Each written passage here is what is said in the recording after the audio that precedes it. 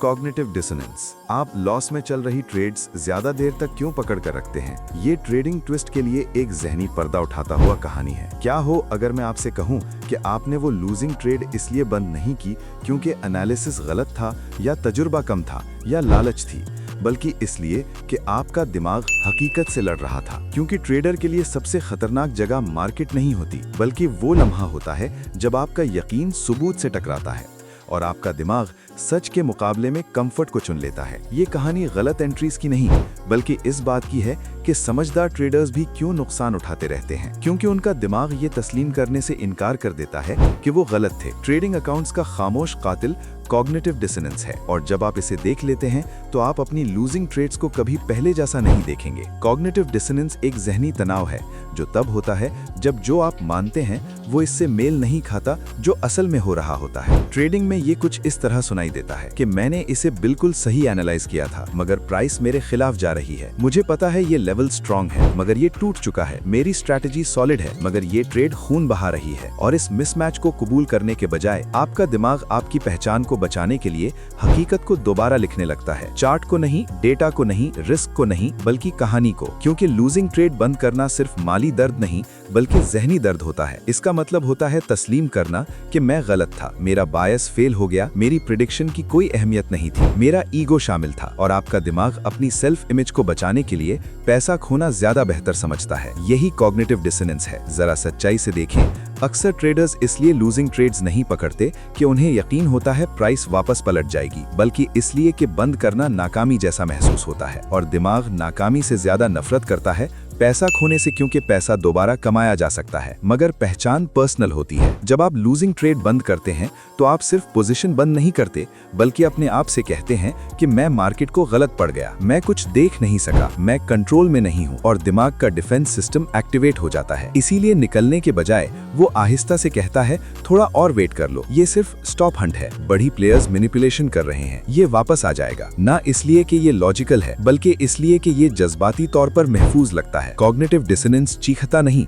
बल्कि मुज़ाकरात करता है। ये नरमी से झूठ बोलता है कि थोड़ी और जगह दे देते हैं, मेरा स्टॉप वैसे भी टाइट था, एक और कैंडल, सिर्फ ये सेशन न्यूज के बाद। और अचानक एक कंट्रोल्ड लॉस, एक खून बहाता अकाउंट बन जाता है। क्योंकि कॉग्निटिव डिसोनेंस एक ही मूव में अकाउंट्स को तबाह नहीं करता, बल्कि देर के जरिए आहिस्ता आहिस्ता करता है। और मार्केट देर करने वाले ट्रेडर्स को पसंद करती है, क्योंकि देर से लिए गए फैसले जज्बाती फैसले होते हैं। यहाँ एक जालिम आयरनी है कि जितना ज्यादा ट्रेडर स्मार्ट होता है, उतना ही ज्यादा वो कमजोर होता है। क्योंकि अक्लमंद ट्रेडर्स बेहतर रैशनलाइज कर सकते हैं, ज्यादा देर तक जस्टिफाई कर सकते हैं, लॉसेस को ज्यादा क्रिएटिव तरीके से समझा सकते हैं, कन्विंसिंग कहानियां बना सकते हैं। वो पैनिक नहीं करते, बल्कि हकीकत से बहस करते हैं। वो चीखते नहीं, बल्कि मुज़ाकरात करते हैं। और जब तक उन्हें एहसास होता है अकाउंट फीस दे चुका होता है। इसीलिए कभी कभी बिगिनर्स बच जाते हैं और एक्सपर्ट्स ब्लो अप हो जाते हैं, क्योंकि बिगिनर्स जज्बाती तौर पर ट्रेड्स बंद कर देते हैं, जबकि एक्सपर्ट्स जहनी तौर पर ट्रेड्स पकड़ते हैं, मगर जज्बा उन्हें चला रहा होता है। मार्केट्स आपकी थीसिस की परवाह नहीं करती, वो सही होने का इनाम नहीं देती, बल्कि डिसिप्लिन का देती हैं। लेकिन कॉग्निटिव डिसोनेंस ट्रेडर्स को एक खामोश जंग में फंसा देता है, आप और चार्ट। और सबसे बुरा हिस्सा ये है कि चार्ट हमेशा जीतता है, क्योंकि प्राइस मुज़ाकरात नहीं करता, न कॉम्प्रोमाइज करता है, न आपके जज्बात को तस्लीम करता है। वो बस चलती रहती है, और जितनी देर आप उससे बहस करते रहते हैं, उतना ही ज्यादा वो आपसे इस सबक की कीमत लेती है। स्टॉप लॉस लगना इतना मुश्किल क्यों लगता है? पैसे की वजह से नहीं, बल्कि इसलिए कि ये साबित करता है कि आपका एनालिसिस मुकम्मल नहीं था, आपकी उम्मीद गलत थी, आपका कंट्रोल एक वहम था। स्टॉप्स उस ख्याल को तोड़ देते हैं कि मैं मार्केट को समझता हूं, और कॉग्निटिव डिसोनेंस इसी ख्याल को बचाने के लिए होता है। इसीलिए बहुत से ट्रेडर्स स्टॉप्स हटा देते हैं, स्टॉप्स वाइड कर देते हैं, लॉसेस को मैन्युअली मैनेज करते हैं, स्ट्रैटेजी की वजह से नहीं,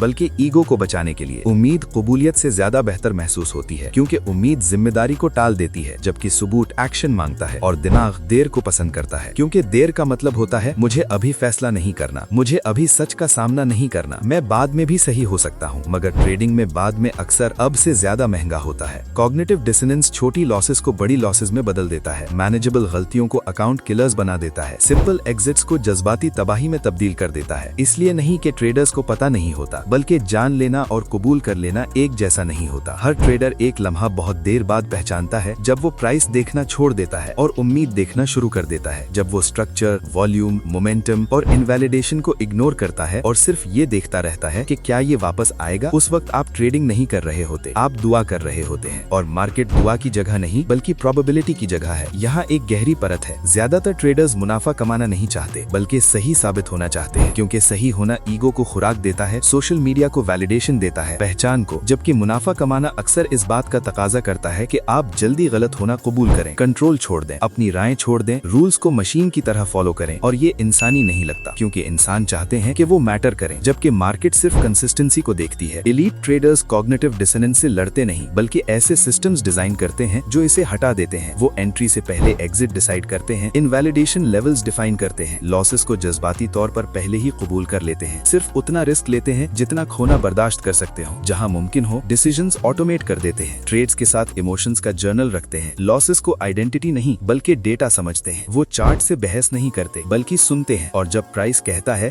कि ये आइडिया गलत है तो वो कहते हैं शुक्रिया इस मालूमात के लिए, और आगे बढ़ जाते हैं। एक सिंपल रूल जो सब कुछ बदल देता है वो ये है कि अगर ट्रेड में रहने की वजह जज्बाती है तो एग्जिट कर दो। लॉजिकल, स्ट्रेटेजिक या सिस्टमैटिक नहीं बल्कि जज्बाती। जिस लम्हे जस्टिफिकेशन में फील करता हूँ, मैं उम्मीद करता हूँ, मैं सोचता हूँ, मैं कबूल नहीं कर सकता बन जाए, आप ट्रेडिंग नहीं कर रहे होते बल्कि ईगो को बचा रहे होते हैं। मार्केट सिर्फ आपकी स्ट्रैटेजी को ही नहीं बल्कि आपके सब्र, डिसिप्लिन, खौफ, अटैचमेंट, पहचान और जज्बाती बलोगत को भी जाहिर करता है। कॉग्निटिव डिसोनेंस ट्रेडिंग का मसला नहीं बल्कि इंसानी मसला है, और ट्रेडिंग इसे बेरहमी से नंगा कर देती है, क्योंकि पैसा साइकोलॉजी को नतीजे में बदल देता है। और आखिर में वो सच जो सब कुछ बदल देता है वो ये है कि आप लूजिंग ट्रेड्स ज्यादा देर तक इसलिए पकड़ते हैं कि आप बैड ट्रेडर नहीं हैं, बल्कि इसलिए कि आप इंसान हैं। लेकिन जिस लम्हे आप इंसान की तरह ट्रेडिंग छोड़कर सिस्टम की तरह ट्रेडिंग शुरू कर देते हैं, आपका अकाउंट खून बहाना बंद कर देता है और आपका दिमाग जीतना शुरू कर देता है। क्योंकि आखिरकार मार्केट पहले बैड स्ट्रैटेजीज को सजा नहीं देता बल्कि उन दिमागों को सजा देता है